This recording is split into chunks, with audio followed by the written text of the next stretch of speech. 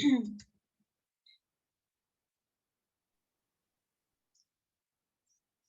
everyone, good morning.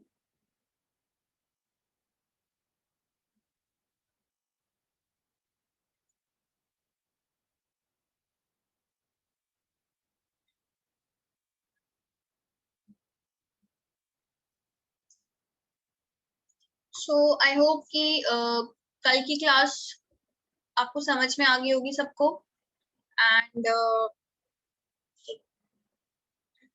let others also join. फिर हम start करते हैं आज. So today we will be discussing the media access control. Now what is media access control? Basically जो आपकी data link layer होती है, ठीक है, that is divided into two sub layers. We can say that it is divided into two sub layers. So what are these layers and how we, so if you see here, your data link layer is basically divided into two sub layers. It is an upper layer and the lower layer. So upper layer is basically known as your data link control. This we have already studied. ठीक है, इसमें आपके जो भी control होता है, जैसे आपका फ्लो कंट्रोल हो गया, आपका एरर कंट्रोल हो गया, आपका फ्रेमिंग हो गया, this is basically to care in this thing. Upper layer में ये चीज ध्यान दी जाती है डेटा लिंक कंट्रोल लेयर में. Then next is we have the lower layer and that is your media access control. Basically access control के लिए जो आपकी लेयर है, when you have to control the access कि कौन सा आपका चैनल, जो आपका चैनल है, जो आपका मीडियम है, कौन सा स्टेशन उसको एक्सेस करेगा, या क्या प्रोसीजर है उस प्रोसेस, उस चैनल को एक्सेस करने का, उस पे अपने जो भी आपके मैसेजेस हैं वो सेंड करने का. So basically that is taken care of in this media access control. So media access control में आपके अलग अलग टाइप के प्रोटोकॉल्स आएंगे, तो वो अब हम आज से we start with that part. ठीक है, सो इसमें जो आपका है बेसिकली, वैसे तो आपका इतना कुछ वो नहीं है कि थ्योरी बहुत ज्यादा क्या है, बट इस टॉपिक से क्वेश्चंस आते हैं आपके. इसमें जो इंपॉर्टेंट टॉपिक्स हो गए, जैसे हो गया आपका अलोहा, ठीक है, then you have question as your CSMA, CDMA, ये सारे क्वेश्चन. आपके FDMA हो गया, TDMA, मतलब these are different types of parts जहां से थ्योरी क्वेश्चन भी आता है एंड न्यूमेरिकल क्वेश्चन भी आता है. So now what we have to do is we have to put our पूरी जितना भी आपको पता है, जितना भी आपने पढ़ा है, that all you have to just keep here. और बिल्कुल ध्यान से पढ़ना है सारी यूनिट, बिकॉज इसमें आपके न्यूमेरिकल्स भी हैं. एंड एड्रेसिंग के बाद अगर कुछ बहुत इंपॉर्टेंट टॉपिक है आपके कंप्यूटर नेटवर्क में, बिटवीन सिक्योरिटी, मतलब सिक्योरिटी से आपके एक दो क्वेश्चन ही आएंगे, that is based on any algorithm. So यहाँ से आपके न्यूमेरिकल्स आ सकते हैं. सो मीडिया एक्सेस कंट्रोल में जितने भी प्रोटोकॉल्स हैं, जो मोस्ट इंपॉर्टेंट प्रोटोकॉल्स होंगे जहाँ से क्वेश्चन बनने के चांसेस हैं, so I tell you beforehand only, उनको पढ़ने से पहले कि आप अपने पास, आई जस्ट प्रेफर कि अपने पास एक कॉपी रखो जिसमें आप न्यूमेरिकल्स करोगे, वो करने के लिए रखो, एंड जो भी आपके इंपॉर्टेंट फॉर्मूले हैं वो लिखने के लिए. ठीक है, so now without so media access control. Now if you see the, एक minute,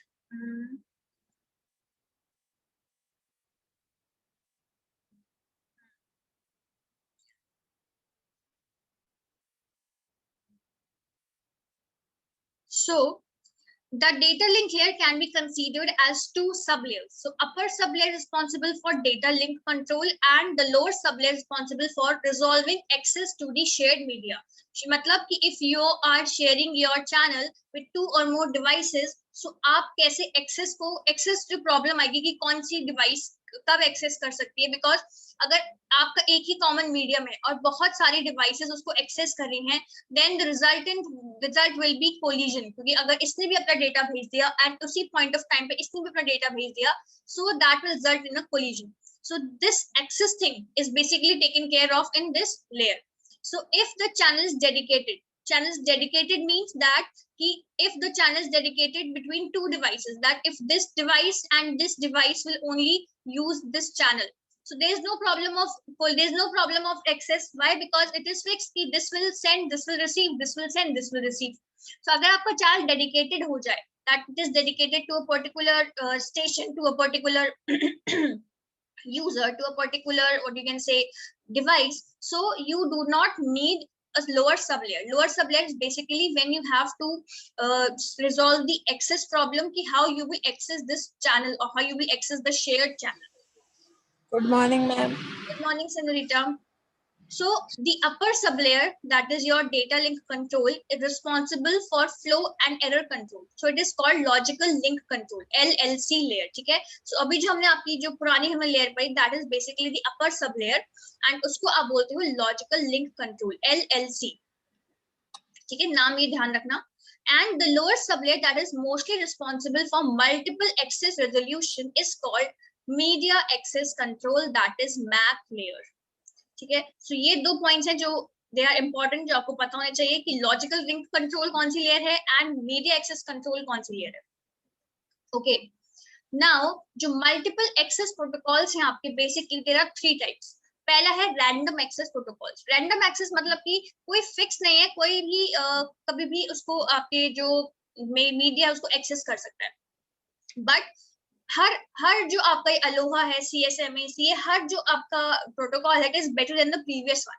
So there are certain changes and that is why we have to study, and this is an important part. ये आपके चारों protocols बहुत important है. Then we have controlled access protocols. So these are reservation, polling, token passing. These are not that much important, but हाँ आपके syllabus में mentioned है, so we will study this also. So reservation, polling and token passing. यहाँ पे आपका access control हो गया है. अब आप controlled access में काम कर रहे हो. And then we have channelization protocols. So आपने अपने जो आपका channel है उसको कैसे maintain किया है, कैसे आपने frequency की help से क्या किया है. So इसमें जो ये तीनों भी आपके equally important है. थ्योरी के टर्म्स ऑफ रिस्पेक्ट से, न्यूमेरिकल्स अगर होंगे एक आध तो will see to it, but theory के टर्म्स पे आपके ये वाले 3 पॉइंट्स इंपॉर्टेंट है, एंड ये वाले चारों पॉइंट्स आपके थ्योरी, न्यूमेरिकल्स हर किसी के रिस्पेक्ट में इंपॉर्टेंट है. ठीक है, सो आज हम स्टार्ट करेंगे random access protocols, and random access protocols का सबसे पहला protocol that is ALOHA. So ये वाली चीज हम आज पढ़ेंगे, एंड देन उसके बाद फिर वी विल सी आगे क्या करना है. Okay, so now we have random. Sorry ma'am, token pass से न्यूमेरिकल आया. हाँ आता है, मैं ये नहीं कह रही कि आएगा नहीं, but it is not much आज, मतलब एक आध कभी कभी आया होगा, बट अलोहा, CSMA ये साइड पॉइंट्स से इंपॉर्टेंट है, मोस्टली ईयर में आते हैं इनसे questions. So now we start with random access. अब from the name only we can see that random access means कि randomly कोई भी channel access कर सकता है अपने medium को. So what is random access? So इसके two names हैं, random access या contention methods. So this is also important. You should know कि contention methods किसे बोलते हैं. So in random access or contention methods, no station is superior to another station and none is assigned the control over another. सबसे पहला point कि randomly अगर आप access करें तो रैंडमली एक्सेस आप तब कर सकते हो जब किसी की कोई प्रायोरिटी नहीं है, मतलब जब हर कोई इक्वल है एंड कोई भी कभी भी आके अपना मैसेज जो है कभी भी आके अपना सेंड कर सकता है, कभी भी आके मीडियम को यूज कर सकता है. So no station is superior to another station. ना ही कोई स्टेशन कोई परमिशन देता है, ना ही कोई स्टेशन की परमिशन लेता है दूसरे स्टेशन से. तो basically what they are saying कि every station, no matter how many stations are there, they all are having the same priority, they all are at the same position. Neither somebody will take the permission, can I send the message, nor somebody will accept the permission, okay you can send the message. Basically her station अपने आप से work कर रहे हैं. There is no interference, there is no asking method with another station. ठीक है, so at each instance, मतलब at each point of time, a station that has data to send uses a procedure defined by the protocol to make a decision on whether or not to send. So what happens is, suppose at time t, if this is the time, and now there are 2 stations, 1 and 2. Now at this point of time 1 and 2 में जिसके पास भी data ready होगा, what they have to see, they have to see whether this channel is idle or busy. ठीक है, कि आपका जो ये मीडियम है वो बिजी है या आइडल है. बिजी मतलब कि क्या it is being used by some other station, और आइडल मींस कि it is not being used right now by another station. So what happens is then S1 will see whether this medium is busy or not. If he finds it busy, then it means he won't send the message. It basically depends on S1 कि protocol क्या procedure उन्होंने use किया है कि whether they have to send the message or not. So in other words, each station can transmit when it desires on the condition that it follows the predefined procedure. So मतलब कब एक station कब transmit कर सकता है, it basically depends on the condition कि which procedure this station is following and it includes the testing the state of this protocol, वो medium. ठीक है. So now these are two features.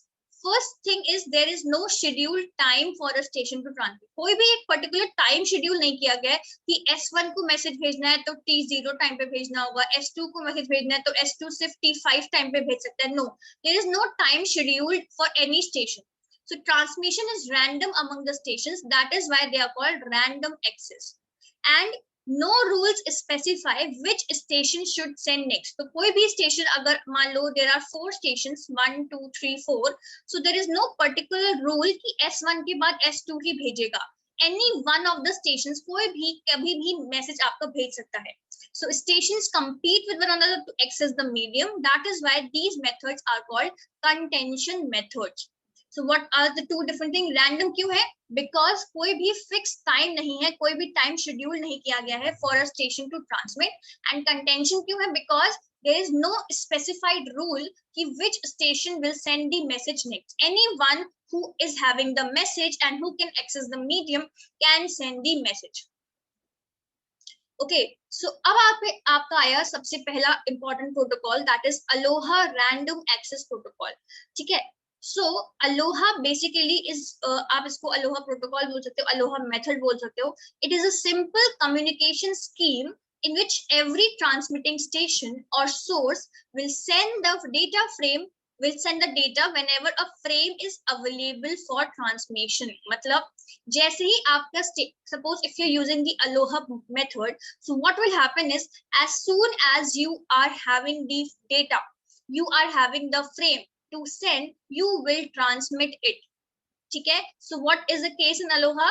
It just waits कि आपके पास कोई भी data है, जिस पॉइंट ऑफ टाइम पे आपके पास डेटा आया, आपके डेटा लिंक लेयर पे डेटा आया, उसी पॉइंट ऑफ टाइम पे वो अपना ट्रांसमिशन को अवेलेबल कर देगा, मतलब अपने ट्रांसमिशन को स्टार्ट कर देगा as soon as you will have the frame.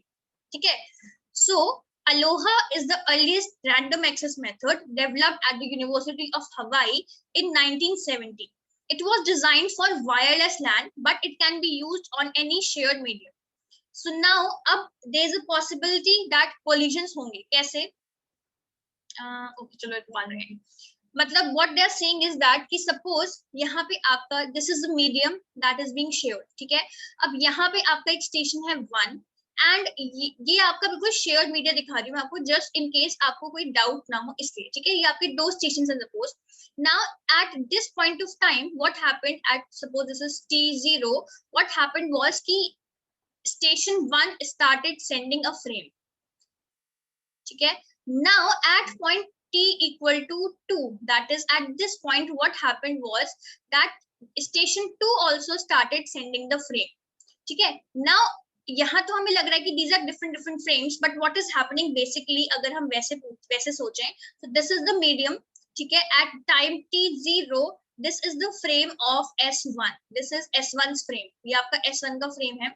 And now at point that is your T2, what happened is S2 send हो रहा है. S2 आपका T2 पे suppose कहाँ तक पहुंच गया होगा? S2 आपका T2 पे कोई भी आगे अगर आ गया हो, suppose at T2 this is here somewhat यहाँ पे था अगर T0 पे, so T2 पे ऑब्वियसली थोड़ा आगे चला गया होगा, सपोज यहाँ आ गया हो, यहाँ पे आ गया हो आपका मे बी S1 का frame somewhat over here.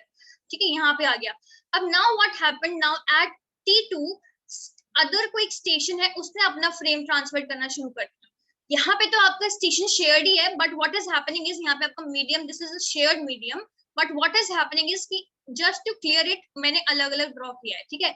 But अगर हम वैसे देखें so this will be the case and this is the point where collision will take place, right. Because now जैसे ही आपके स्टेशन 2 के पास फ्रेम अवेलेबल हुआ at point T2, what he will do, he will start sending the frame. And अब आपका जो आपका स्टेशन 1 है, this station is already using this medium for sending the message. So this is what is your collision. ठीक है. So what they're saying is, it is obvious that there are potential collisions in this arrangement. The medium is shared between the stations. When a station sends data, another station may attempt to do so at the same time. The data from two stations collide and become unclear. ये वाला point clear होगी सबको?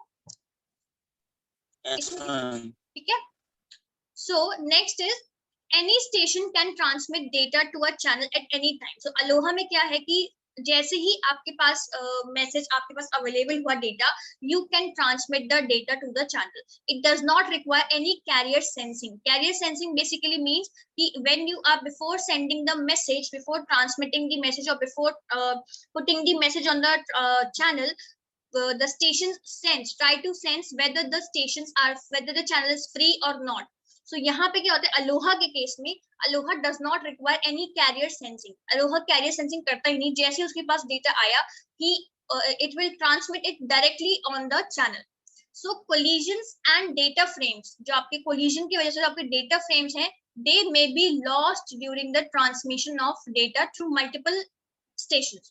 सो इसलिए acknowledgement exist करता है ALOHA में. So acknowledgement of frames exist in ALOHA. Therefore, there is no collision detection. Collision detection का कोई मेथड नहीं है अलोहा में. Why? Because अगर कोई भी स्टेशन ने मैसेज भेजा, suppose this is station 1 and station 1 sends a message. अब यहाँ पे this is the receiver. Now suppose this message is lost somewhere over here. So sender will expect what? Sender will expect for an acknowledgement. For a particular amount of time, sender will wait for the acknowledgement. Suppose this is the timeout timer. यहाँ तक आपका timeout timer है. So at this point, till this point, sender will wait कि यहाँ से receiver मुझे भेजेगा acknowledgement. But since acknowledgement नहीं आया, so what will happen at this point of time? He will again send this message to the receiver. So this is why there is no collision detection. Why? Because अब यहाँ पे आपका packet lost हो या आपका frame discard हो जाए या कुछ भी हो जाए, आपका अगर एक्नॉलेजमेंट नहीं आया, so you will think the same कि okay, I didn't receive the message. Receiver must have not received the message, तभी उसने एक्नॉलेजमेंट नहीं भेजा है. So therefore यहाँ पे एक्नॉलेजमेंट एग्जिस्ट करते हैं. That is why there is no collision detection. Important point. ठीक है, कि वो आपसे पूछ सकते हैं कि इन Aloha there is no collision detection. Why? मतलब आपको 3-4 पॉइंट्स दे दिए, सो आपको पता होना चाहिए कि एक्नॉलेजमेंट एग्जिस्ट करता है अलोहा में. That is why. ठीक है. So it requires retransmission of data after some random amount of time. ये वाली चीज हम ऑलरेडी पढ़ चुके हैं. That is a time out timer. Time out timer के बाद आपको रीट्रांसमिट करना पड़ेगा अपना message. So this is basically the basic thing of ALOHA. ठीक है. अब आपकी जो अलोहा है, that is also is of two types. So one is your pure ALOHA and another is your slotted ALOHA. So now we'll start with the pure ALOHA. So pure ALOHA basically means कि suppose आपने data भेजा. I'll just try to explain very clearly. क्या है इसमें कि there are 2-3 channels. ठीक है, sorry, 2-3 stations basically. So what is there? Same diagram, मतलब यहाँ पे आपके 2-3 channel stations हैं. And you have to, this is the shared media. ठीक है, shared वाला media है. But just to explain, मैंने अलग अलग ड्रॉप किया है. So what is happening? This की suppose S1 के पास भी डेटा है, S2 के S3 के पास भी डेटा है. To be more clear, this is S2. So what will happen? As soon as S1 and S3 will have the data, they will start sending it. They will not wait for the medium कि okay, let us see कि कोई free है, कोई free नहीं है. They'll start sending it. So this is what they're saying. Whenever data is available for sending over a channel at stations, pure ALOHA is used. So in pure ALOHA, when each station transmits data to a channel without checking whether the channel is idle or not, the chances of collision may occur and the data frame can be lost.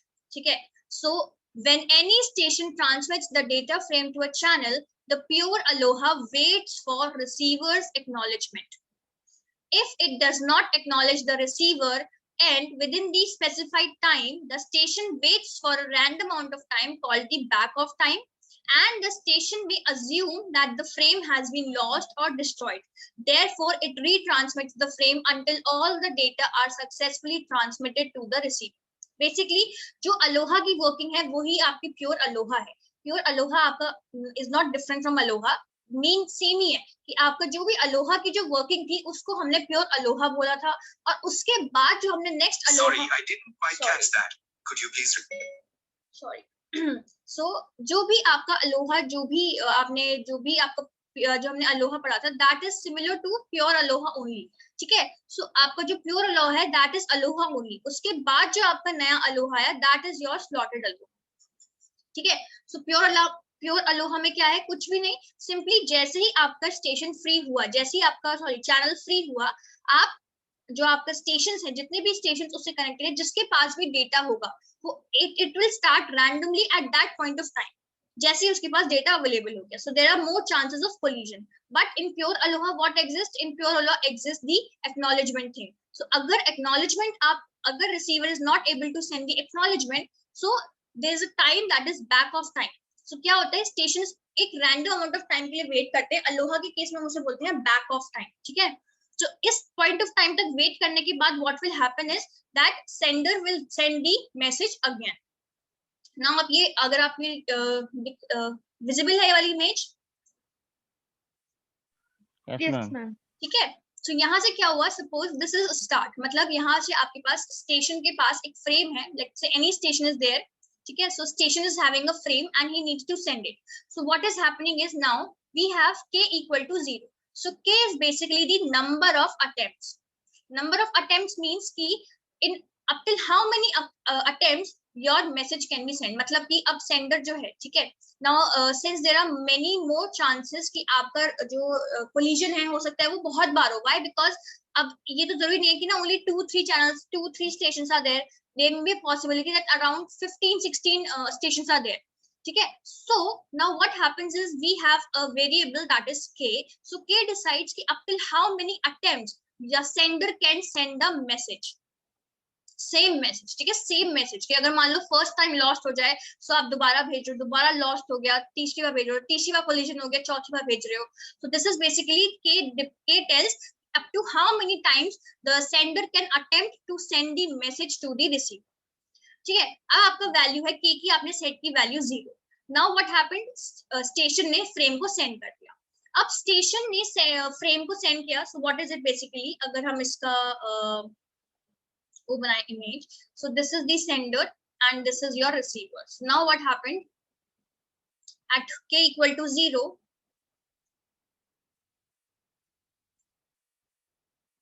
ठीक है, यहाँ पे at this point of time sender send a message to the receiver, यहाँ पे receiver को चला गया। अब आई डोंट नो कि मैसेज सेंड हुआ कि नहीं।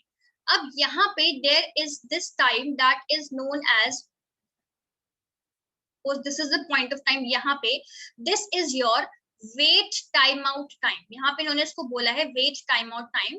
सो how we calculate this, it is calculated basically 2 times the propagation, मतलब कि क्या उन्होंने सोचा, what is the basic time, कैसे कैलकुलेट किया उन्होंने, this is your propagation time, ये प्रोपगेशन टाइम होता है, राइट? यस,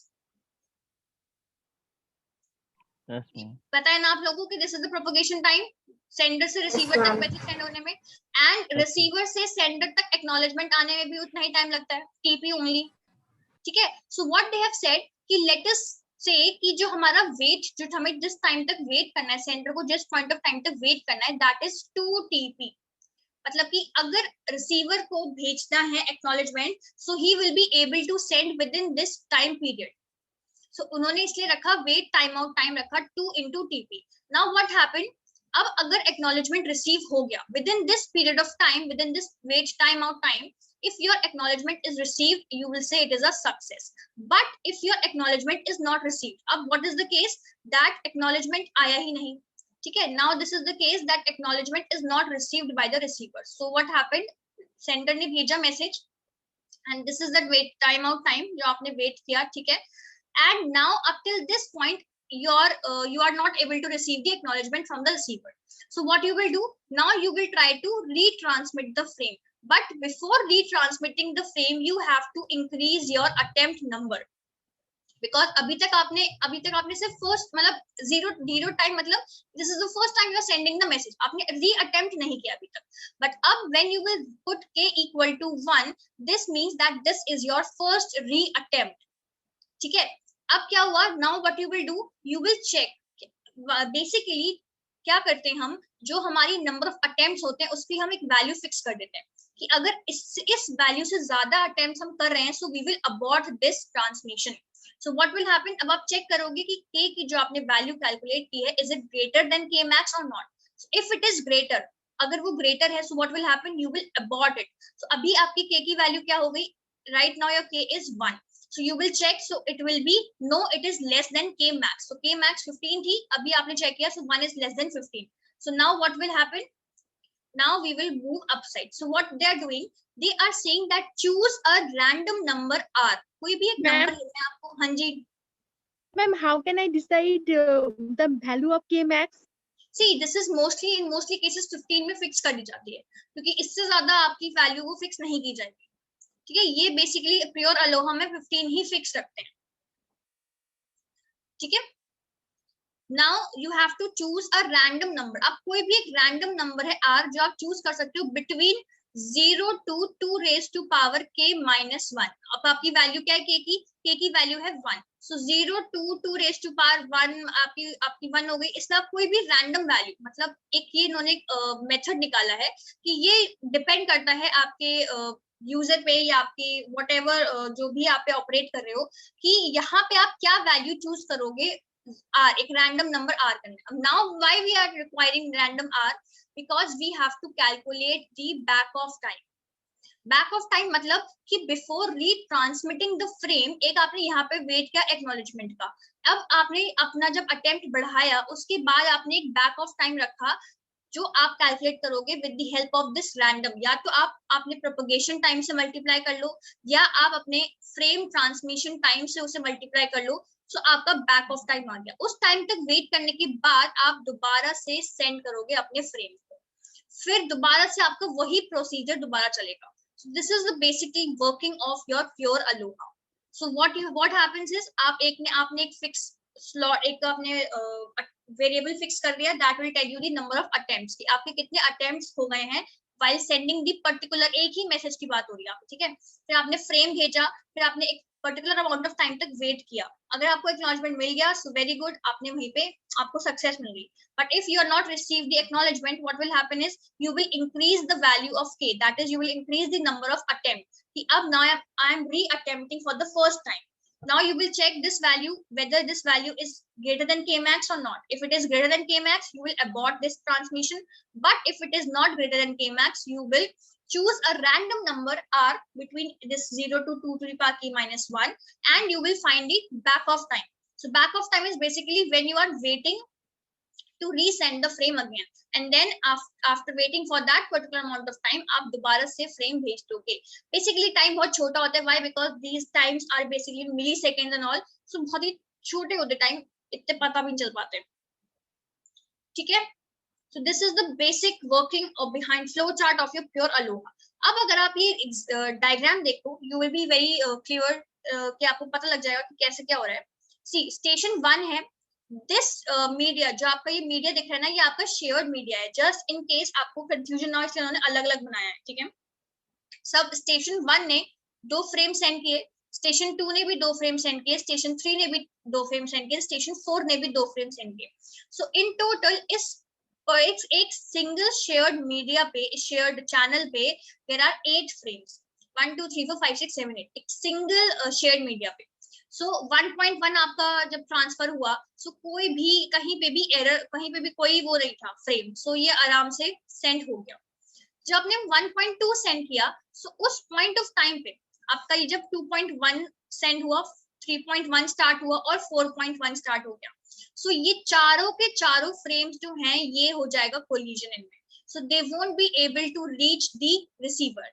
सिमिलरली 2.2 जब आपका सेंड हो रहा था, उसी पॉइंट ऑफ टाइम पे एक 4.2 भी सेंड हो गया. सो ये वाली चीज भी कोलिजन के ड्यूरेशन में आ गई. सो ये भी आगे सेंड नहीं हो पाई. सिर्फ फ्रेम 3.2 और फ्रेम 1.1 ही ऐसे फ्रेम्स हैं जो रिसीवर तक पहुंच पाएंगे. So out of 8 if you see only 2 frames are there that will be able to reach the receiver. Rest all 6 frames will be lost or will some corrupt or something, कि वो receiver तक पहुंच ही नहीं पाएंगे. So this is the basic working of your pure ALOHA, कि आपने frames भेजे, 8 frames भेजे आपने सिंगल चैनल पे ही, and then you will see that out of 8 frames 6 frames got collided with each other. ठीक है, ये किस क्लियर हो गई? Yes, ma'am. अब एक नेक्स्ट कंसेप्ट है आपका vulnerable time. So vulnerable time basically means that time where there is a possibility of collision. ठीक है. सो वल्नरेबल टाइम क्या टाइम हुआ? It is basically that time where there is possibility कि आपका collision occur हो सकता है. So now if you see here, यहाँ पे there is a time t. we'll see this time. ठीक है. टाइम t है आपका, and at time t a has started sending the frame. ये a का फ्रेम है and टाइम t पे फ्रेम स्टार्ट हो गया सेंड होना. Before time t what happened was at point t minus tfr. tfr is your frame transmission time. ठीक है. tfr is your frame transmission time. So what happened was, this is basically time. ठीक है. Time ही है, t minus tfr एक time है. ठीक है. Frame transmission time. So what happened was, इस पॉइंट ऑफ टाइम पे between this and between time t, b was a station and it started sending a frame. Now what happened, b का end जो है, this b का end, this part collided with a's beginning. ठीक है. And when a was about to finish sending, what happened, at between t and t plus tfr, c also started sending the frame. So now this and this is the place where collision will occur. Why? This ending of b and beginning of a and ending of a and beginning of c. ठीक है. So what is the vulnerable time? Vulnerable time is the time starting from that point of time where the collision can occur up till that point of time जहां तक collision आपका occur हो रहा है. So from this point to this point आपका collision के chances हैं. So this is basically your vulnerable time, and vulnerable time in case of pure ALOHA is 2 into TFR, that is frame transmission time. So ये आपको याद रखना है ये वाली चीज, that vulnerable time is basically time where possibility of collision होती है, and in pure ALOHA it is 2 into TFR, that is your frame transmission time. ठीक है. Next we have throughput. अब थ्रूपुट कैसे कैलकुलेट करते हैं? Throughput is basically known as your what you can say कि successful transmissions कितने हो रहे हैं आपके, जो भी आपने जितने भी फ्रेम्स भेजे हैं उस केस में सक्सेसफुल ट्रांसमिशंस कितने हुए आपको. ठीक है. So here we have a term that is G. So G क्या होता है? G is the number of transmission attempts made on the channel. एक पर यूनिट ऑफ टाइम में आप कितना ट्रांसमिशन अटेम्प्ट्स कर रहे हो अपने चैनल पे, that is your G. So average number of successful transmission, that is throughput, for pure ALOHA is this. S is equal to G into, that is your multiply, G multiply e raised to the power minus 2G. ठीक है. ये आपका formula है pure Aloha के throughput के लिए. S is equal to G multiplied e raised to power minus 2G. And अगर आपसे पूछें कि प्योर अलोहा के केस में मैक्सिमम थ्रूपुट कहाँ आएगा, so when you will substitute this G as half, so you will get the maximum throughput as 0.184. ठीक है. ये वाली पॉइंट भी इंपॉर्टेंट है, ये भी आपको याद रखनी है. So in other words, अगर हम एक फ्रेम, मतलब आपके पास जो टाइम है वो 2 फ्रेम ट्रांसमिशन का टाइम है, मतलब कि आप उस पॉइंट ऑफ टाइम में 2 फ्रेम को ट्रांसमिट कर सकते हो, बट आप 2 फ्रेम को ट्रांसमिट करने की जगह what you can do, just transmit 1 frame. So what they are saying, in other words, if 1 frame is generated during 2 frame transmission times, then 18.4% of these frames reach their destination successfully. मतलब कि अगर आपके पास 2 frame send करने का time था, 2 frame generate करने का time था, बट उस टाइम में आपने 2 की जगह सिर्फ एक ही फ्रेम जनरेट किया.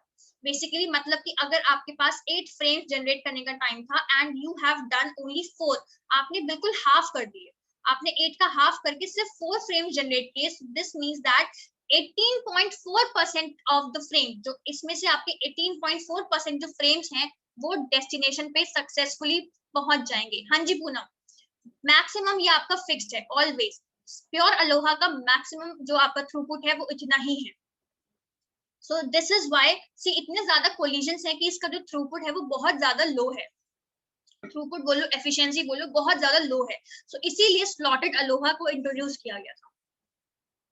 प्योर अलोहा क्लियर हो गया? Yes, ma'am. ठीक है. कोई डाउट प्योर अलोहा में? Ma'am, please repeat once. What is vulnerable time? Vulnerable time is basically no, not the, मतलब जिस पॉइंट ऑफ टाइम से आपका कोलिजन के चांसेस बढ़ जाए, मतलब जहां से आपके कोलिजन के चांसेस स्टार्ट हो जाए, कि from this point of time there is a possibility of collision, because यहाँ से ये स्टार्ट होना सेंड होना स्टार्ट हुआ, ठीक है, इस पॉइंट ऑफ टाइम से। बट जैसे टाइम टी पे ए ने स्टार्ट किया सेंड होना, eight that point of time जो आपका बी था वो इस प्लेस पे था, ठीक है। सो यहाँ से इस टाइम से लेके इस टाइम पीरियड तक जो आपका वल्नरेबल टाइम है, that is what you can से पॉसिबिलिटी ऑफ कोलिजन। यहाँ पे पॉसिबिलिटी कोलिजन की क्यों नहीं है, बिकॉज यहाँ पे कोई और फ्रेम नहीं है, हमने सिर्फ 3 फ्रेम्स की बात करी अभी। सो वल्नरेबल टाइम इज बेसिकली कि आपकी जो कोलिजन की पॉसिबिलिटी है वो कौन से टाइम पीरियड से लेके कौन से टाइम पीरियड तक है। So that is your vulnerable time, कि पॉसिबिलिटी कहां से कहां तक है पूरे टाइम पीरियड में फ्रेम को कोलाइड होने की। सो this is your pure Aloha. अब यू विल सी योरसेल्फ की एफिशिएंसी कितनी ज्यादा, या आपका थ्रूपुट जो है वो कितना ज्यादा कम है in case of pure Aloha, सिर्फ 18.4%, and that is your maximum throughput. मतलब सक्सेसफुल ट्रांसमिशंस कितने हो रहे हैं, सिर्फ 18.4% ट्रांसमिशंस जो है वो सक्सेसफुल हो रहे हैं। So now because of this low rate of throughput या low efficiency, slotted ALOHA was introduced. Slotted ALOHA नाम से समझ में आ रहा है, slotted मतलब कि slot है यहाँ पे। So what happened was slotted ALOHA was invented to improve the efficiency of pure ALOHA. It is similar to pure ALOHA except that we divide time into slots and sending of data is allowed only at the beginning of these slots. So अगर आप ये देखो, so यहाँ पे जो आपका channel है basically इसको 6 स्लॉट्स में डिवाइड कर दिया है, एंड द कंडीशन इज सिर्फ बिगिनिंग पे ही आप फ्रेम को सेंड कर सकते हो। सपोज स्टेशन 1 के पास फ्रेम आया, ठीक है, जैसे ही स्लॉट स्टार्ट हुआ उसने फ्रेम अपना सेंड कर दिया। अब फ्रेम स्टेशन 2 के पास भी फ्रेम था, बट स्लॉट के स्टार्टिंग पे ही उसने फ्रेम सेंड नहीं किया, सो अब वो मिडिल में फ्रेम सेंड नहीं कर सकता। He has to wait for the slot 2, कि जैसे ही स्लॉट 2 स्टार्ट होगा मैं तब अपना फ्रेम स्टार्ट करूंगा सेंड करना। So this is the major condition in your slotted ALOHA, that you can send the frames only at the beginning of the slots. So now if you see here 8 frames है, 1 2 3 4 5 6 7 8 frames है। अब frame 1.1 जो है वो slot 1 में start हो गया send करना, कोई और स्लॉट मिला ही नहीं तो नहीं भेजा। फिर अब स्टेशन 2 ने और स्टेशन 3 ने, now this is the only possibility of collision, कि दो फ्रेम जो स्टेशंस जो हैं वो अपने फ्रेम को जैसे ही स्लॉट स्टार्ट हो भेज दें। सो this is the only condition जहां पे कोलिजन हो सकता है। व्हाई? बिकॉज स्लॉट 2 जैसे स्टार्ट हुआ, स्टेशन 2 के बाद भी फ्रेम था, स्टेशन 3 के बाद भी फ्रेम था, दोनों ने अपना फ्रेम भेज दिया। सो this is what is your collision. फिर सिमिलरली स्लॉट 3 पे भी क्या हुआ, फ्रेम 1 और फ्रेम 4.1 ये दोनों आपस में कोलाइड हो गए, बिकॉज जैसे ही स्लॉट 3 स्टार्ट हुआ दोनों ने अपने अपने फ्रेम ट्रांसफर कर दिए।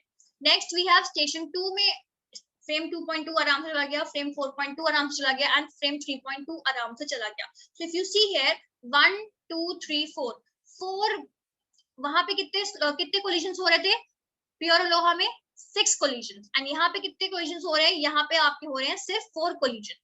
So this is done to improve the efficiency of the pure ALOHA, कि slotted ALOHA का introduce किया गया। So if the station misses out the allowed time, मान लो कोई भी इसको टाइम अलाउड है, जो भी टाइम अलाउड है उसने वो मिस कर दिया, so it must wait for the next slot. So this reduces the probability of collision. So a collision may occur if 2 or more stations try to transmit the data at the beginning of the same time slot. This is what they are saying, कि अगर 2 या 2 से ज्यादा station जो हैं वो beginning में अगर अपना मैसेज सेंड करेंगे, so तभी आपका जो है वो कोलिजन हो सकता है, अदरवाइज कोलिजन नहीं होगा, because middle of the slot कोई भी मैसेज सेंड करना स्टार्ट नहीं कर सकता है। क्लियर? ठीक है, okay. Then next we have, अब इसका वल्नरेबल टाइम क्या हुआ। वल्नरेबल टाइम आप बताओ आपके अकॉर्डिंग क्या हो सकता है वल्नरेबल टाइम।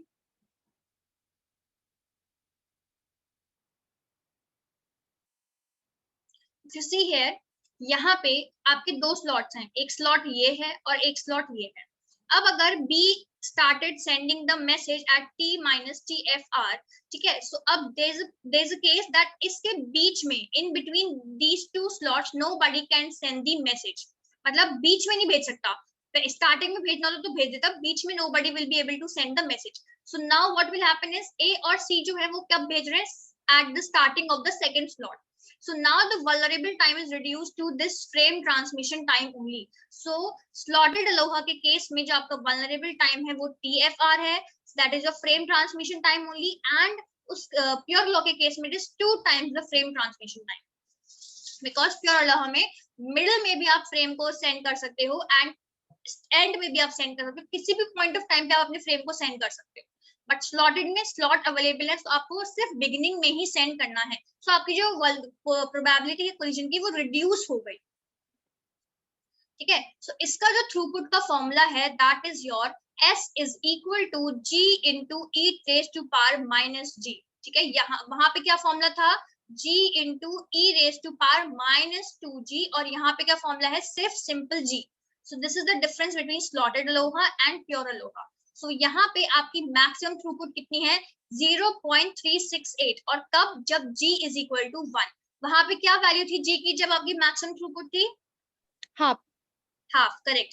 ठीक है. सो यहाँ पे क्या है कि अगर हम 1 फ्रेम ट्रांसमिशन टाइम में अगर हम एक ही फ्रेम जनरेट कर रहे हैं, so 36.8% of these frames will reach their destination successfully. अभी भी एफिशिएंसी जो थ्रूपुट है कम है, but as compare to slot pure ALOHA वो डबल हो गई है. राइट. वहां पे आपकी 18% थी, यहाँ पे it has been converted to 36%. So it is better than pure ALOHA, but it is not good, it is not best. So that is why आपके CSMA और जो CSMA CA ये सारे इंट्रोड्यूस हुए थे.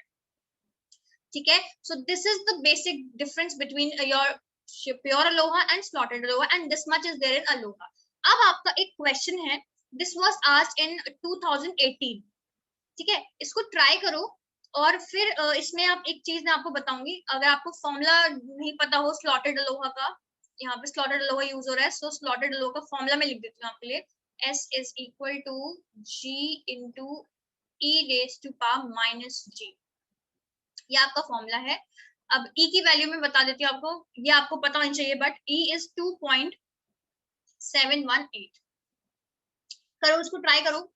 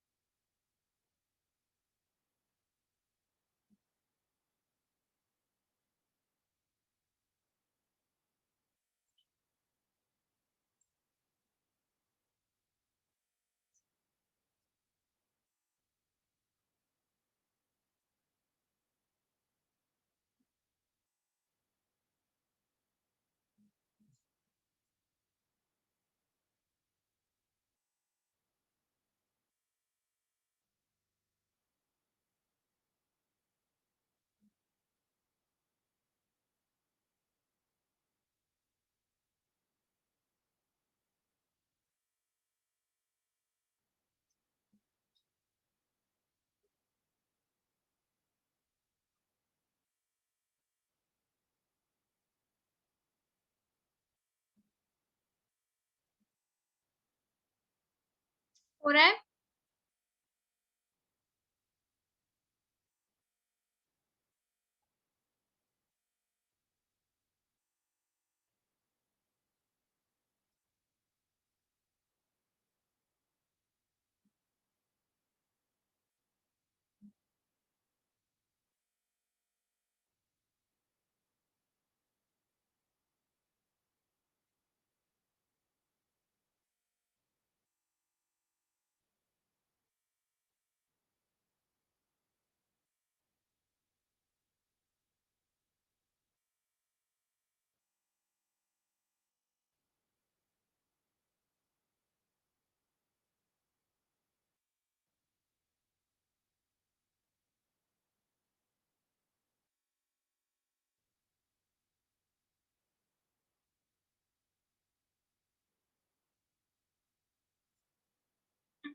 सबसे पहले क्या कैलकुलेट करोगे आप इसमें?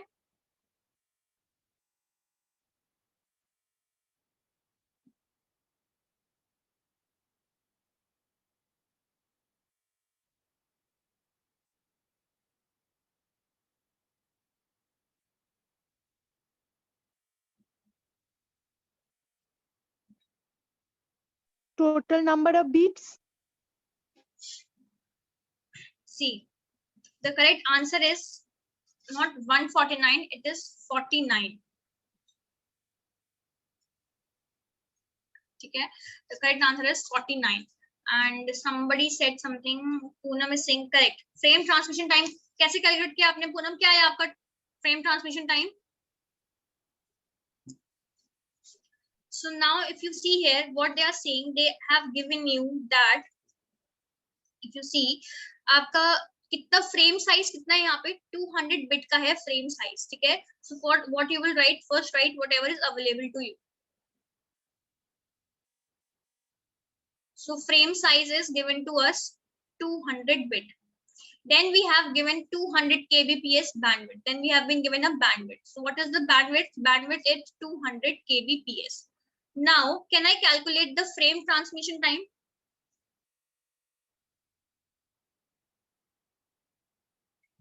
ट्रांसमिशन टाइम या फ्रेम ट्रांसमिशन टाइम एक ही बात हुई?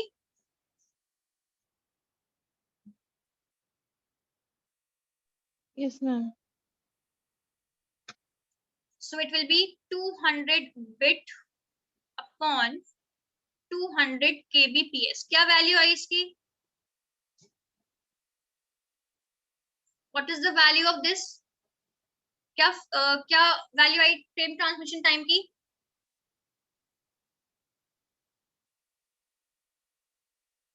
1/1000, राइट? वाई? बिकॉज अब आपका ये बिट से बिट कैंसिल हो गया. ठीक है, दिस इज किलो बिट्स पर सेकेंड. सो अब आपका ये कैंसिल हो गया एंड 200 से 200 कैंसिल हो गया. So it is 1/k and this is your second. Why? Per second है तो पर सेकेंड ऊपर गया, सेकेंड हो गया. सो 1/k सेकेंड्स को आप ऐसे लिख सकते हो, that is 1/1000 seconds. And 1/1000 is basically 10 to the power minus 3 seconds. That is equal to 1 millisecond. So जो आपका फ्रेम ट्रांसमिशन टाइम आया वो आया 1 मिलीसेकेंड का. ये बात क्लियर हो गई? ठीक है. अब वो क्या बोल रहे हैं? They are saying that find the throughput if the system, that is all the stations together, produces 250 frames per second. So they are saying that in 1 second how many frames are produced? According to this question, 1 second में कितने frames produce हो रहे हैं? 250. 250. ठीक है. So in 1 second they are producing 250 frames. Right. Now what will happen is, now what is the transmission time? आपका frame transmission time कितना है? 1 millisecond. फ्रेम ट्रांसमिशन टाइम मतलब कि आप कितने फ्रेम्स को ट्रांसमिट कर पा रहे हो.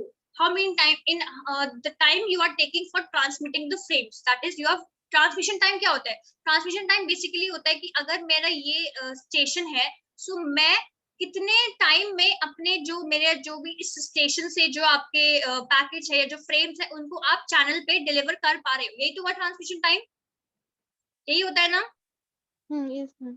ठीक है. सो नाउ जितने भी नंबर ऑफ, जितना भी ट्रांसमिशन टाइम लगेगा आपको, that is basically the time जिसमें आप अपने फ्रेम्स प्रोड्यूस ही तो कर रहे हो। Yes or no? मतलब what I am trying to say is that कि अगर आप अपने, आपका जो ट्रांसमिशन टाइम है, suppose that is 5 seconds, 5 seconds का ट्रांसमिशन टाइम है। सो 5 सेकेंड्स में अगर आपने, मान लो आपका एक फ्रेम का ट्रांसमिशन टाइम है 5 सेकेंड, तो अगर आपके पास 15 सेकेंड्स है तो आप कितने फ्रेम ट्रांसमिट कर पाओगे? अगर एक फ्रेम 5 सेकेंड्स ले रहा है ट्रांसमिट होने में, या 5 सेकेंड्स में, अगर आप ऐसे बोलो to be more clear, 3 frames लगेंगे। Yes or no? Yes or no everyone? अगर 5 है ना, अगर 5 सेकेंड्स में आप एक फ्रेम को प्रोड्यूस कर रहे हो, एक फ्रेम आपका ट्रांसमिट हो रहा है, सो 15 सेकेंड्स में 3 फ्रेम्स हो गए, है ना? Yes ma'am. है ना? सो सिमिलरली क्या हो रहा है यहाँ पे, एक सेकेंड में, that is they are saying 250 frames are produced per second.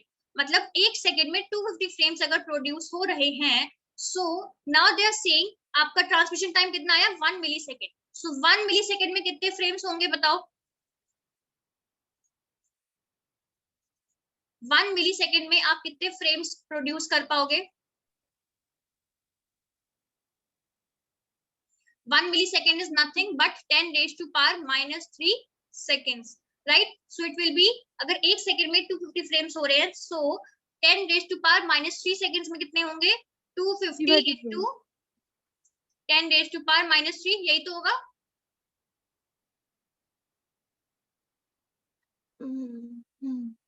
है ना?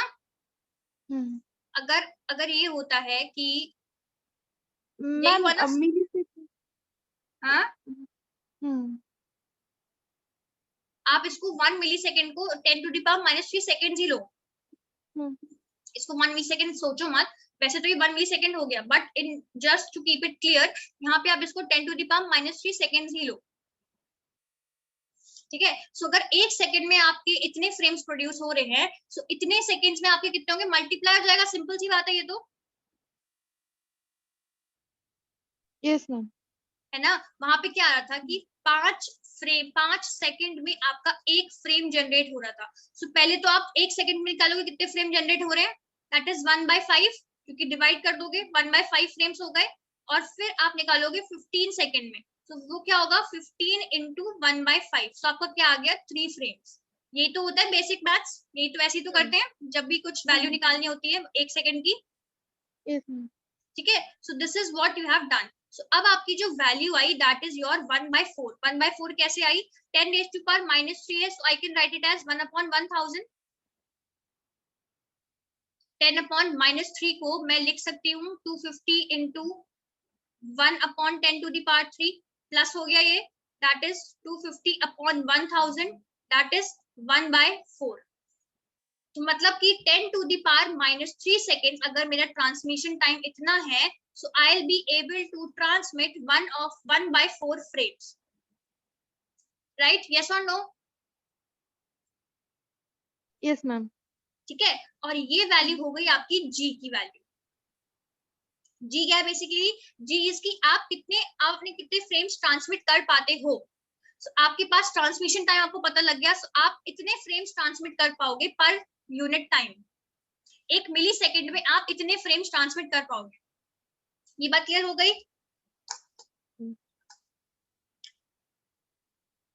ये जो आपने वैल्यू निकाली 1/4 फ्रेम्स, जो आपने नंबर ऑफ फ्रेम्स निकाले कि आप पर यूनिट ऑफ टाइम में कितने फ्रेम्स ट्रांसफर कर सकते हो, वो कितनी हो गई आपकी? 1/4। अब आपको वो ये बोल रहे हैं कि आपको 250 फ्रेम्स आप पर सेकेंड अगर प्रोड्यूस कर रहे हो, सो थ्रूपुट कितना आया? अब आपको टाइम निकालना है ट्रांसमिशन टाइम के रिस्पेक्ट में। अगर आपका फ्रेम ट्रांसमिशन टाइम 1 मिली सेकेंड का है, सो 1 मिली सेकेंड में आप कितने फ्रेम ट्रांसमिट कर रहे हो? तो वो आपका आया 1/4। So that is the value of G, कि G is basically per unit time में आप कितने फ्रेम ट्रांसमिट कर रहे हो। So आपको निकालना पड़ेगा frame transmission time. Frame transmission time से आपको पता लगेगा कि आपका जो ट्रांसमिशन टाइम है वो कितना है, कि एक मिली सेकेंड आपका फ्रेम ट्रांसमिशन टाइम है। So आपको ये भी तो फाइंड करना पड़ेगा कि 1 मिली सेकेंड में आप कितने फ्रेम्स ट्रांसमिट कर रहे हो। So आपने कर लिया G आपकी वैल्यू आ गई. Now what you will do? Now this is given. They are saying that this is your slotted ALOHA. So slotted ALOHA है तो क्या हो जाएगा? Slotted ALOHA is basically formula क्या है slotted ALOHA का? Throughput is equal to S is equal to G into E raised to power minus G. ठीक है. Now start solving it. G की वैल्यू क्या है? 1/4 into E क्या है आपका? E की वैल्यू है 2.718 टू दी पावर माइनस 1/4. ठीक है. सो अब मैं इसको पहले हम ये सॉल्व करते हैं ये वाला part. That is first we will solve this E वाला part. So let's write here E raise to power minus G that is equal to 2.718 to the power minus 1.4. अब मैं क्या, अब I know that if I have अगर minus में मेरी power है, if I have to convert it into positive power, तो मैं क्या करती हूँ? If I have a power in negative and I have to convert, so I can write it as 1/e to the power g, है ना? So this will become 1/2.718 to the power 1/4. ये हो गया. ठीक है.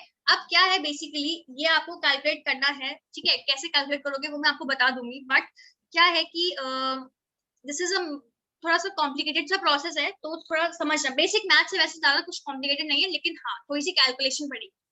एंड एग्जाम में भी आपको ना वैसे तो पता नहीं कैलकुलेटर भी नहीं देते, ये वाली वैल्यू देनी चाहिए. They should give this value, but I don't know why they don't give. So अब आपका ये अगर मैं इसको डेसिमल हटा दूं, सो इट विल बिकम 1000/2718. ये हमने एक अप्रॉक्स वैल्यू ली है. ठीक है. हम सिर्फ अप टू 3 डेसिमल से ले रहे हैं. सो ये हो गया आपका. ओके. जो भी स्टेप ना समझ में आए प्लीज पूछ लेना. फिर आपने इसको जब डिवीजन परफॉर्म करोगे आप 1000 डिवाइड बाय 2718, सो जो आपकी वैल्यू आएगी दैट विल बी अप्रॉक्स, में क्लियर वैल्यू नहीं है ये, थोड़ी अप्रॉक्स में है, that is 0.36 to the power 1/4. ठीक है. डिवाइड करके देखना आप लोग, एग्जैक्टली वैल्यू नहीं आएगी बट अप्रॉक्स इतनी ही आएगी, अप टू 2 डेसिमल्स अगर मैं.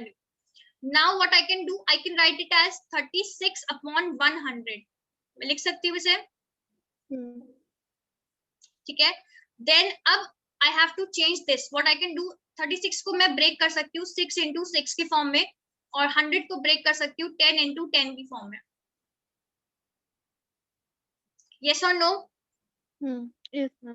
ठीक है. सो ये हो गया आपका. अब 6 स्क्वायर हो गया ये, और ये हो गया 10 स्क्वायर. ठीक है. So this will become 6 to the power half and this will become 10 raised to power half. यही हो जाएगा. So आप इसे 6/10 to the power half भी लिख सकते हो. ठीक है. सो अब या तो आप इसको करो 3/5 की पावर हाफ करके सॉल्व कर लो, या what I have done is I have taken the square root of 6 and 10 because this is basically square root only. 6 raised to power half square root ही हो गया अगर ये परफेक्ट स्क्वायर नहीं है तो. ठीक है. सो अब जब आप इसका स्क्वायर रूट कैलकुलेट करा आपने, so you will get, what you will get is जो मेरे पास आया है दैट इज 2.4 आपका है 6 वाले का, दैट इज 2.4/3.1. ठीक है. जब कैलकुलेट करना तो आ जाएगा आपका ये वैल्यू, और फिर जब इसे सॉल्व करोगे इस वाले को, तो आपका जो रिजल्ट आएगा वो आएगा 0.77 समथिंग. ये पूरी कैलकुलेशन मैंने करी हुई है, सो इसलिए मेरी ये बिल्कुल सही है because I have done it manually. ठीक है. सो आप एक बार खुद से भी ट्राई करना करने की कैलकुलेशन, आपका आंसर आ जाएगा. ठीक है. सो अब मुझे वैल्यू पता लग गई, इस चीज की वैल्यू कितनी आ गई 0.77. So what I will do, I will simply multiply it with 0.77 and I will get in approx the answer as 0.19. ये क्या आया मेरा, ये आया है मेरा S की value. What is S? S is basically कि आपकी सक्सेसफुल ट्रांसमिशन की प्रोबेबिलिटी क्या है. आपको पूछा क्या है, आपको पूछा है थ्रूपुट. सो थ्रूपुट क्या होगा, बेसिकली थ्रूपुट होता है कि कितने फ्रेम्स आप प्रोड्यूस कर रहे हो, ओवरऑल सिस्टम कितना फ्रेम प्रोड्यूस कर रहा है, और एक मिली सेकेंड जो एक आपका है उसका ट्रांसमिशन, उसका जो प्रोबेबिलिटी है वो क्या है. सो एक की प्रोबेबिलिटी है 0.19 एंड टोटल जो फ्रेम्स प्रोड्यूस हो रहे हैं वो हो रहे हैं 250. जब इसे आप कैलकुलेट करोगे सो अप्रोक्सीमेटली मेरा जो आंसर आया था दैट इज 47.50 फ्रेम्स। अब मेरा आंसर अब 47 से जो बहुत रेयर जो मीट कर रहा है, बहुत जो रीचेबल है, वो है वैल्यू 49। अब व्हाई दिस डिफरेंस, मैं आपको बताऊं डिफरेंस क्यों आया यहाँ पे 47 49 का, क्योंकि यहाँ पे हो सकता है कि यहाँ पे हमने लिया सिर्फ 0.36, बट हो सकता है दे मस्ट हैव टेकन 0.367, तो हो सकता है उन्होंने 37 कर दिया उसे। सो दैट इज व्हाई ये डिफरेंस आया है, क्योंकि यहाँ पे थोड़ी हो सकता है डेसिमल्स के पॉइंट में थोड़ी गड़बड़ हो। ये वाली वैल्यू ठीक है, ठीक है। फिर उसके बाद थोड़ा सा इसलिए आपका एरर आया है, बिकॉज एग्जैक्ट आंसर इसलिए नहीं आएगा क्योंकि आपने यहाँ पे 0.36 लिया है, यहाँ पे आपने 2.4 लिया है, हो सकता है आपको 0.77 लिया। अगर आप एक दो डेसिमल प्लेसेस और लेते तो और आपकी वैल्यू थोड़ी बढ़ जाती। सो नाउ अगर आपका ये आंसर आया है, so you will look in the options कि सबसे रीचेबल पॉइंट कौन सा है। सबसे रीचेबल आंसर क्या है, तो 47 के सबसे रीच में 49 है, सो दिस मींस 49 फ्रेम्स आपका थ्रूपुट आंसर होगा। ये बात क्लियर हो गई? ठीक है, ये बेसिक मैथ्स है, इसमें आई नो थोड़ा कॉम्प्लिकेटेड थोड़ा सा लगेगा ये। सो अब आपका एक होमवर्क है। What is this homework is, same question है, ठीक है, सेम क्वेश्चन है। यहाँ पे 250 की जगह आपकी वैल्यू है 500 एंड आई वॉन्ट एवरीबडी। मैंने आपको क्वेश्चन दिया था जब पहले, आई डोंट रिमेम्बर कौन से उसका था, I think stop and wait का था। सिर्फ पूनम का मेरे पास सोल्यूशन आया, किसी और ने मुझे सोल्यूशन नहीं भेजा, मैंने कुछ नहीं बोला, आई जस्ट इग्नोर्ड इट। मैंने वो क्वेश्चन भी डिस्कस नहीं किया एंड आप लोग को पड़ी भी नहीं उस क्वेश्चन को करवाने की, मैं वो क्वेश्चन नहीं कराऊंगी, ठीक है। अगर उसमें एरर प्रॉब्लम भी आ रही है सो भी that is not my problem now. अब लेकिन अगर आपने मुझे ये वाला क्वेश्चन नहीं करके भेजा आज I am very serious for this, अगर आपने मुझे ये वाला क्वेश्चन नहीं भेजा कि 500 फ्रेम्स पर सेकंड के लिए क्या आंसर आएगा, कितने फ्रेम्स पॉसिबल हैं, आई एम टेलिंग यू मैं आगे की क्लास नहीं लूंगी। आई वांट कि मुझे कल की क्लास से पहले पहले 10 o'clock, before 10 o'clock I want answers from each and every one of you. कितने स्टूडेंट्स हैं यहाँ पे, 1 2 3 4 स्टूडेंट्स हैं। मुझे चारों के चारों से आंसर चाहिए कि अगर यहाँ पे 500 फ्रेम्स पर सेकंड प्रोड्यूस हो रहा है तो कैसे सॉल्व करोगे। मैं आपको पीडीएफ सेंड, मैं आपको इसकी पीडीएफ सेंड कर देती हूँ अभी, विद इन नो टाइम आपके पास पीडीएफ होगी, आप देखो पीडीएफ, आप क्वेश्चन ये वाला खुद से मैनुअली सॉल्व करो, कैलकुलेशंस खुद से मैनुअली करो। कोई भी आई एम टेलिंग यू, मैंने ये चीज करने के लिए कि ई रेज टू पावर कैसे करना है कोई भी टीचर ने नहीं बताया है। अगर आप ध्यान से देखो ना, किसी भी टीचर ने नहीं बताया है। मुझे कम से कम 1 आवर लगा है इस चीज को सर्च करने में कि e raise to power something कैसे सॉल्व की जाती है। So please just respect that effort and please just do this question. ये आपका क्वेश्चन आपका नेट का है 2018 का। सो अगर 2018 में वो दे सकते हैं तो दोबारा भी दे सकते हैं and this will create a problem कि ई रेज टू पावर कैसे कैलकुलेट की जाएगी। So, अगर आपको कुछ एक एक्स्ट्रा एफर्ट, एक एक्स्ट्रा चीज आपको मिल रही है और किसी और बाकी स्टूडेंट से कंपैरिजन में, so make use of it and do it, ठीक है। Okay ma'am. सो मुझे कल 10 o'clock से पहले पहले 500 फ्रेम्स पर सेकंड का आंसर चाहिए। So I keep it here only. कल आपका फिर CSMA वाला पार्ट हम शुरू करेंगे अगर आप लोगों ने क्वेश्चन भेज दिया तो, नहीं तो फिर छुट्टी, ठीक है। कोई डाउट किसी को? हाँ पूनम बोलो, क्या बोल रहे हो?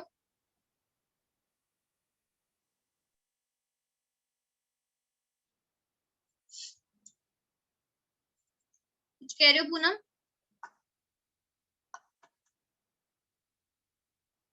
WXWR is regular. कहाँ से कहाँ आ गए आप?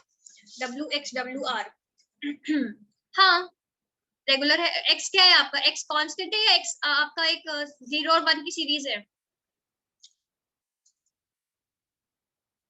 रेगुलर है WXWR। हाँ नहीं, अगर कांस्टेंट है X, कांस्टेंट है तो फिर हो सकता है कि रेगुलर ना हो, अगर X की वैल्यू फिक्स है।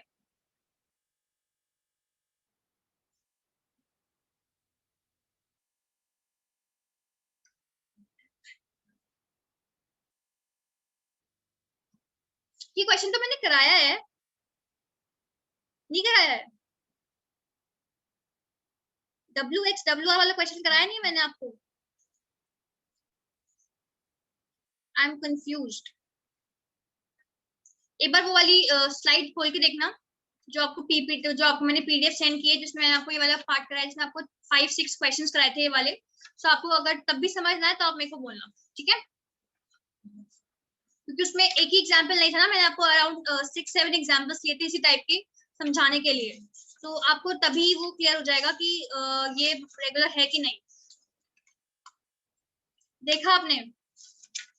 तो क्या WH WR में x की वैल्यू फिक्स है, मोड x क्या है, मतलब x जो आपकी मतलब बेसिकली यही मतलब हुआ ना आपका कि WR है और x जो है उसकी लेंथ है, मॉड x की लेंथ है 5, यही मतलब है।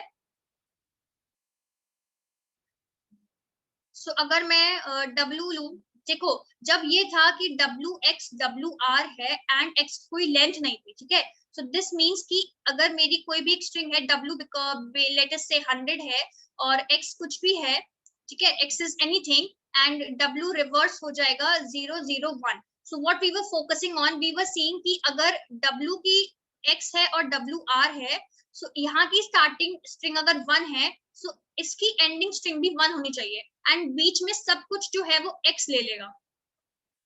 This is what we were this was the main what you can say approach behind this question, जब x की वैल्यू फिक्स नहीं थी।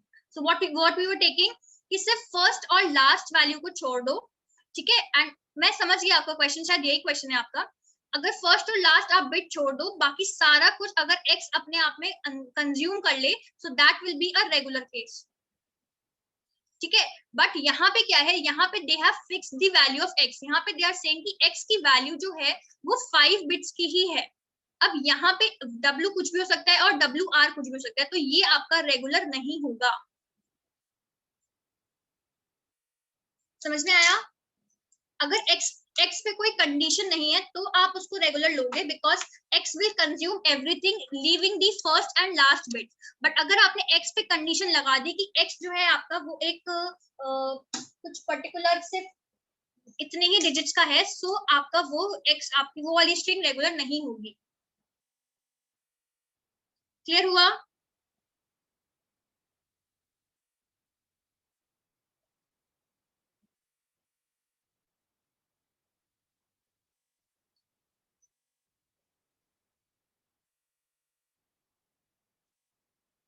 ठीक है, सो अगर यहाँ पे x पे कोई भी वैल्यू सब्स्टिट्यूट ना करो कि x की कोई वैल्यू फिक्स नहीं है, सो आपकी वो हमेशा रेगुलर होगी। बट अगर x पे आपने कोई भी एक वो लगा दी कंडीशन कि x की वैल्यू इससे ज्यादा एक्सीड नहीं करेगी, वो तुरंत नॉन रेगुलर जाएगी, बिकॉज फिर अब आप ये कंपैरिजन नहीं कर पाओगे दोनों के बीच में।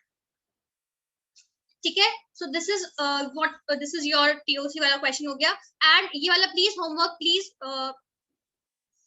करके लाना 500 फ्रेम्स पर सेकेंड का, ठीक है? Yes, ma'am. ओके चलो, so that's all for today.